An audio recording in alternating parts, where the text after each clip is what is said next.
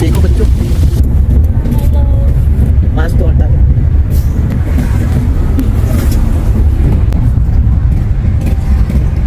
तो आईपैक में आज इंद्रप्रस्थ इंजीनियर कॉलेज में आज प्रोग्राम था और हम वीडियो डालेंगे अभी। ये ब्लॉग्स, ये मोटिवेशनल ब्लॉग्स है, आप लोग जरूर देखिए, बहुत अच्छा लगेगा आप लोगों को।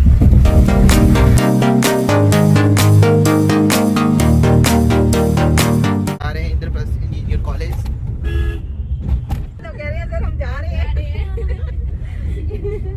ये देखो, मैं दिलवाऊंगा, सातों सागरों का जल बाल्टी में भर लूंगा, सूरज को उत्तर दिशा में छिपवाऊंगा, सूरज को उत्तर। सारे असंभव काम किए जा सकते हैं हमारे कुछ तथाकथित बड़े नेताओं के द्वारा, जिनकी तरफ मैंने इशारा किया है, आप समझ गए।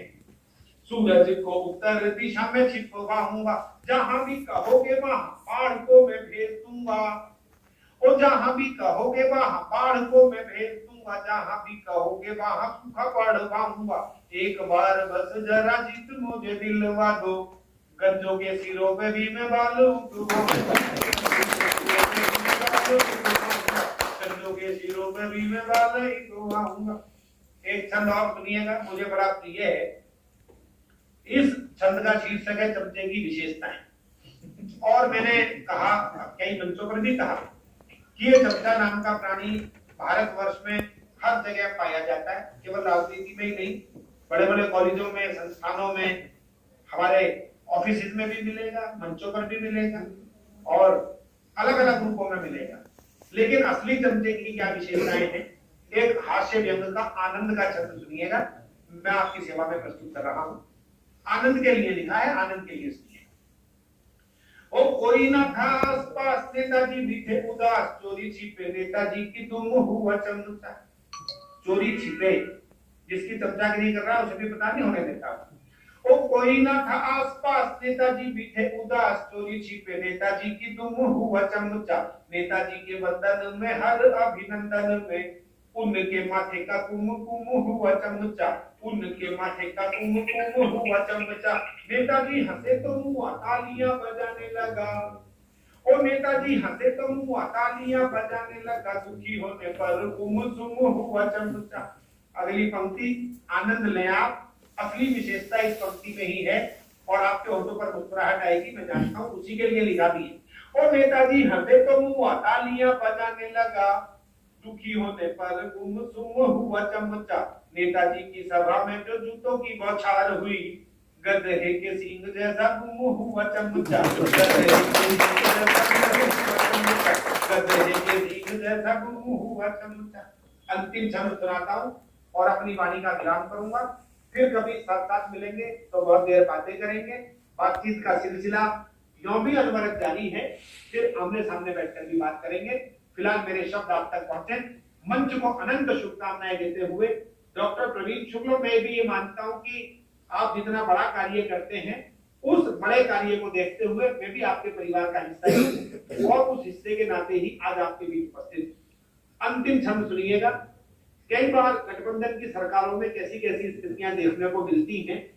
मैंने इसमें एक मुहावरे का प्रयोग किया, नींबू निचोड़ना, और व्यंग में मैंने पीएचडी की है अशोक चक्रवर्ती के काव्य पर। आलोक भाई तो जानते हैं, उनके बड़े व्यंग्यकार हैं वो।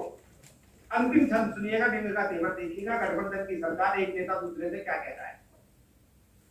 और एक ने दूसरे से कहा, सुन प्यारे प्यारे भाई, प्यार ना किया तो तेरा सिर फोड़ दूंगा मैं। दूसरे ने तीसरे से कहा, रास्ता नहीं दिया तो चौराहे से और कहीं गाड़ी मोड़ दूंगा मैं। तीसरे ने चौथे को पुचकार के कहा कि सुनो, जोड़ा नहीं यदि मुझे तुझे तोड़ दूंगा मैं। चौथा बोला, पांच में से यदि ना मलाई मिली, दूध की कढ़ाई में नींबू निचोड़ दूंगा मैं।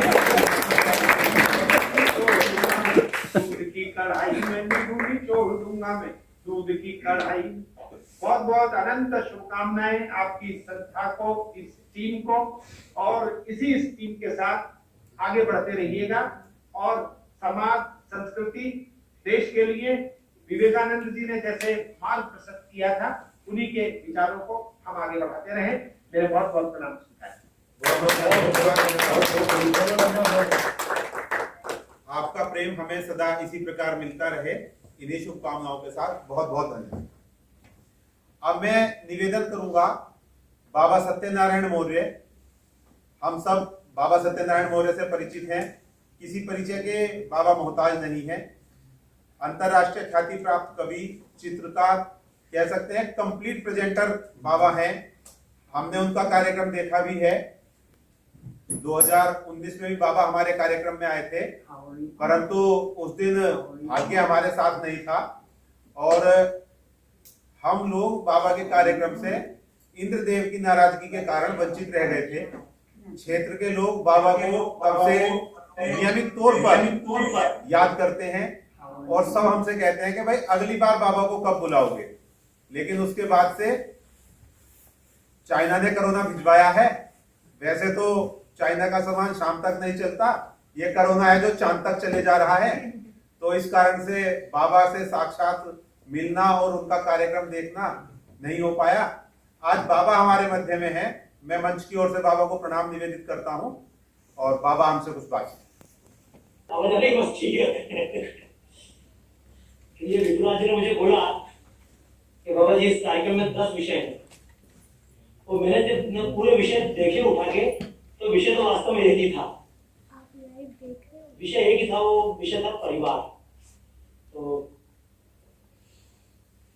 उसी के साथ लेकिन थोड़ी देर में आप चर्चा करूंगा तो काफी स्थिति क्लियर हो जाए, क्योंकि जैसी परंपराओं की बात है या व्यंजन की बात है, पूजा पद्धति की बात है, इन सभी बातों को जब आक्षेप लगाया जाता है तो मैं थोड़ी सी वो चर्चा कर लूँ। क्योंकि लगभग करीब 20 सालों से मेरी प्रदर्शनी वेस्ट इंडीज में लग रही थी हिंदू संस्कृति पे, अलग अलग सब्जेक्ट है, लेकिन उसको कुल मिला के एक ही सब्जेक्ट होता है। क्या करते हो, पूजा बैठ के कर रहे हो, हवन कर रहे हो और इतना सारा घी आग में क्यों डाल देते हो, इसलिए बच्चों को बांट दिया, कितना अच्छा लगेगा।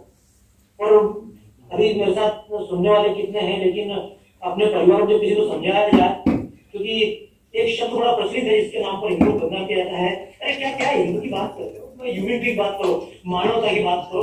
और मैं आपसे भी कहना चाहता हूँ, आप उन सबसे कहो हम इतने स्वार्थी नहीं कि मानवता की बात करें। दुनिया में जो भी मानवता की बात करता है बहुत बड़ा स्वार्थी है, बहुत नीच है, बहुत घटिया सोच है। मानवता की बात करेंगे, अरे मानवता की बात करेंगे तो सांप की बात कौन करेगा, गाय की बात कौन करेगा, नदी की बात कौन करेगा, पेड़ की बात कौन करेगा, पर्यावरण की बात कौन करेगा। गलती केवल हमारी इतनी है कि हम बचाव की मुद्रा में आ गए। और ये समस्या ही है, हम इतने बचाव की मुद्रा में आ चुके हैं। जब भी कोई बात करे, हाँ यार यूनिटी की बात करो, राम जन्मभूमि की बात है, अरे राम जन्मभूमि बनाने की क्या आवश्यकता है, वहां पर अस्पताल बना दो, वहां पर आप स्कूल खोल दो। क्यों भैया, स्कूल खोलना जवाहरलाल नेहरू की जगह पे खोलो ना, स्कूल खोलना महात्मा गांधी की समाधि के नाम पे एक जगह है, वहां स्कूल खोलो। ये इतनी बड़ी बड़ी अजमेर ख्वाजा शरीफ की दरगाह है, इसको तोड़ के स्कूल बनाओ, इसको तोड़ के अस्पताल बनाओ।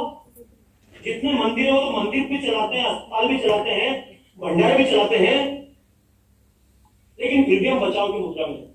बचाव की मुद्रा में इसलिए है क्योंकि हमको बचपन से संस्कार नहीं दिए गए।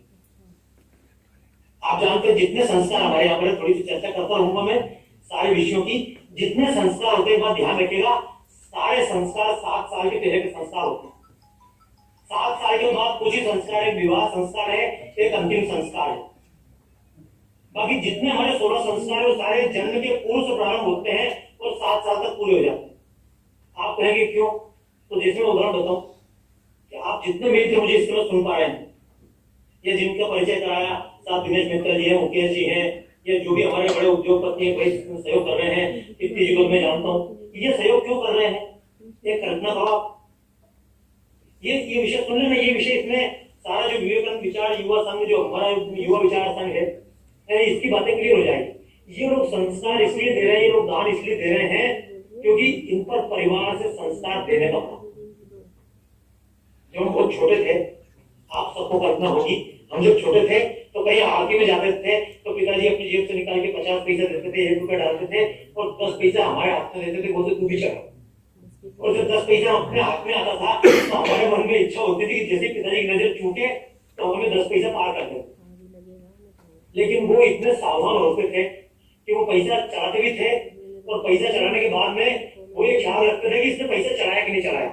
ये सभी के साथ स्थिति थी। जितने लोग विराजमान है, मुकेश जी आपके साथ भी यही हुआ होगा। जितने तो लोग, हमारे पिता ने हमारे हाथ से 10 पैसा चढ़ाया तो आज 10 लाख देने में आपको आपत्ति नहीं होती। ये देश के जितने करोड़ों के मंदिर बन रहे हैं, इन करोड़ों के मंदिर बनने का कारण है हमको बचपन से संस्कार दिए गए।